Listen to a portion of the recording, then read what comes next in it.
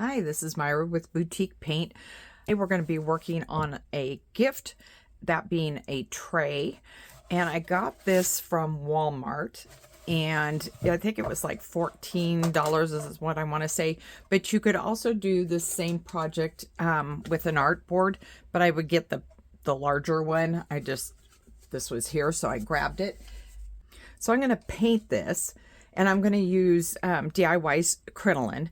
But before I start that, I'm going to go ahead, because I want to do some stenciling on the sides. I want to go ahead and thicken up some of this paint. So I'm going to put a little bit of crinoline, or a lot in this case. That's really not that much, but. And then just a tiny, tiny bit of paint frosting. And this helps it thicken up. And you're supposed to wait 24 hours. I have never waited 24 hours. I have always done it and then done my project. It seems to me that it thickens up pretty quickly. So I'm going to set this aside and let it do its thing. And then I'm going to go ahead and get this painted up. And because this is a raw wood, I'm going to go ahead and just mist it a little bit. And that will help the paint just kind of glide along the surface.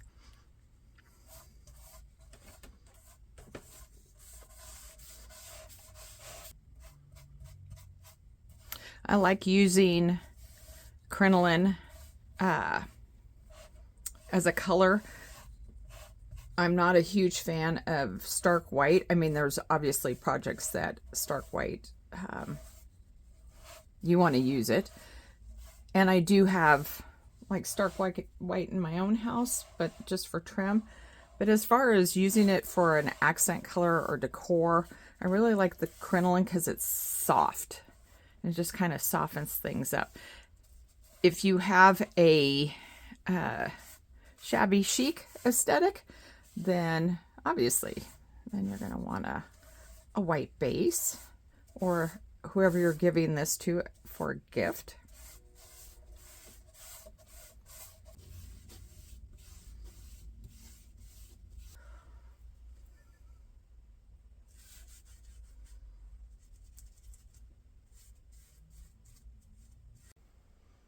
So before I go to use the stencil, I'm going to cut this piece. It just makes it easier, a little less bulky. So I'm going to cut it at the 5-inch mark.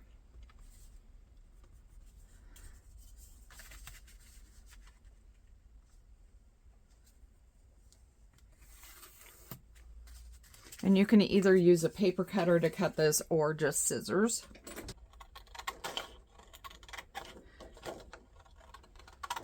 You can also just freehand this if you don't care if it's perfectly straight.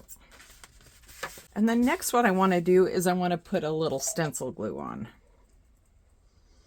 And this just holds it in place, especially since it's kind of at an angle. It's a little bit going to be a little harder to tape on. If you're on a flat surface, it doesn't matter. So I'm just going to put the stencil glue on this. I usually hit it with a hair dryer to speed it up. And then what I do is I just, I dry it until it's got kind of a tack. So if you put your finger on it and you pull it up, you can feel that it's tacky. You don't want it to be wet. So I'm just putting the bottom of the stencil along the bottom of the tray. When I went to edit the video, I realized this part of the stenciling that I did not show up on camera because I had it tipped too far. So I'm going to show you this part really quickly on this piece of wood here. And basically, I just set the stencil on. Because there was an angle, I went over the edge a little bit with the stencil.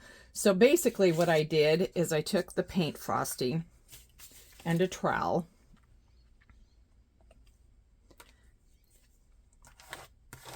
and you go over the whole thing.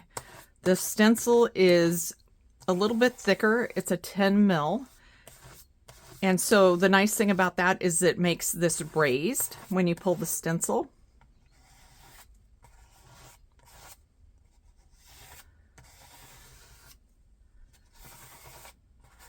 And I just lifted it. And because I've used the paint frosting, when I hit it now with a heat gun, it will crackle.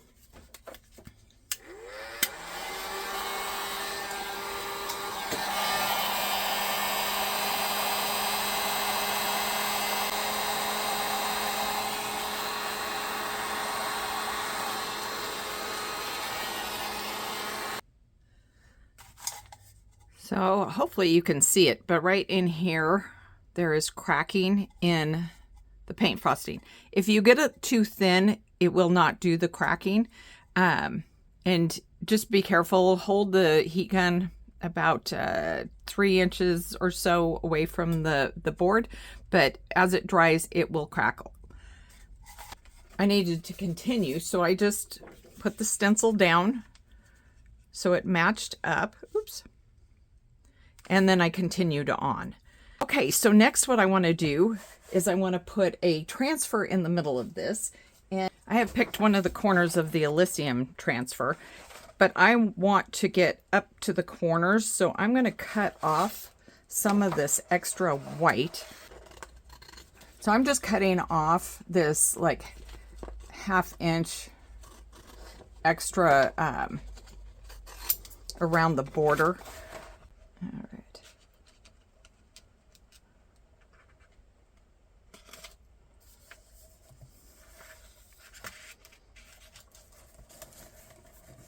I'm just going to have the extra go up the sides.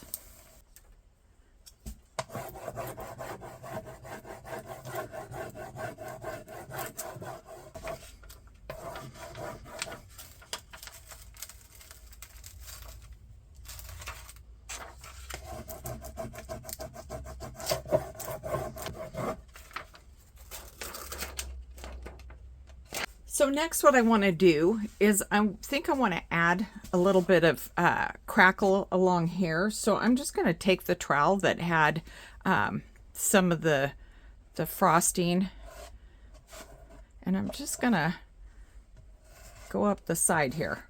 So I'm just taking a little bit on there.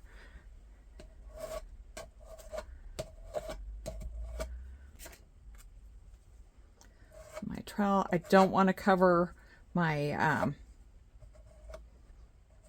my transfer, but I'll just kind of, and you don't want it perfect, you're just kind of adding it. Be random about it. Now we're going to take the heat gun again, and we're going to be careful because we don't want to get the transfer hot.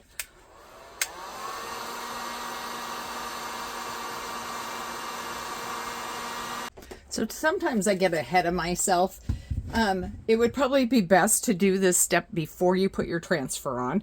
I just get ahead of myself and kind of do things sometimes in the wrong order. So learn from my own mistakes. But yeah, go ahead and do the crackling around the edge before you put down your transfer. I did heat this up. I'm not having any trouble. I just was very careful. So next what I want to do is, I don't like this edge being just end like that, because there's another piece that goes into this. As far as the whole transfer is concerned, it just ends abruptly, and I'm not really liking that. So I could either go in here and paint these flowers, each one of them, but that's a lot of work. So we're gonna do a little shortcut, and I'm gonna grab some DIY gold paint. So for this part, I'm going to use a foam brush, and I'm using Golden Ticket. And I'm using I just want to use kind of the corner, and I'm just going to go in here. I want to get a lot of it off if possible. I'm just going to put it in the corner. I'm going to rest my arm on this so I'm not too shaky, because I'm very shaky. And I'm just going to go in here and put some paint. I'm not trying to be perfect. I'm just trying to to add a little bit of something.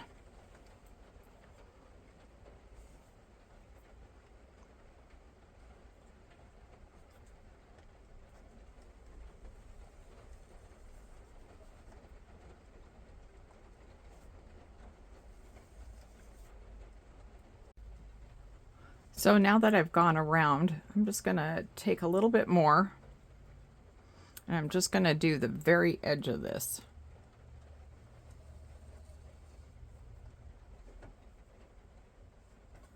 Once again, not trying to be perfect, just trying to put a little color.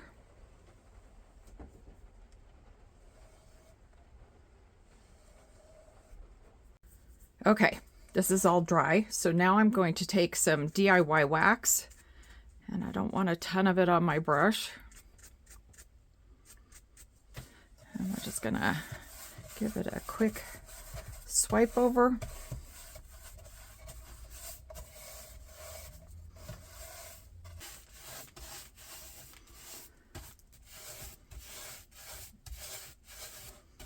So next what I want to do is I'm going to add some dark and decrepit dust. Let's flip this back the way it's supposed to be. And I like to put this onto paper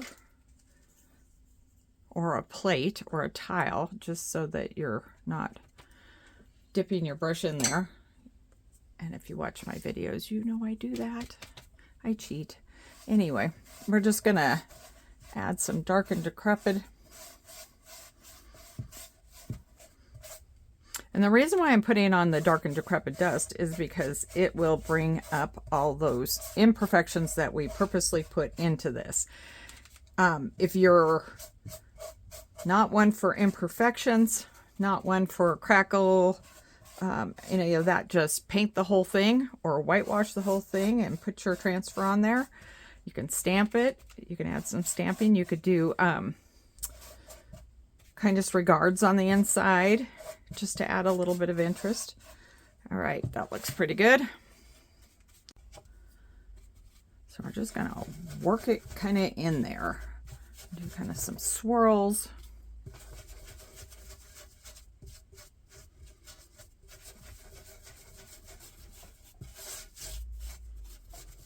That way it gets into the high and low spots for right now. Then you're going to take a paper towel or a rag, and you're just going to come along and rub it back a little bit. So I want to do the same in the inside here. If you think you've got too much and it doesn't look quite right, just take a little bit of the clear wax, put it on a paper towel, and come in and you can kind of wipe it back a little bit.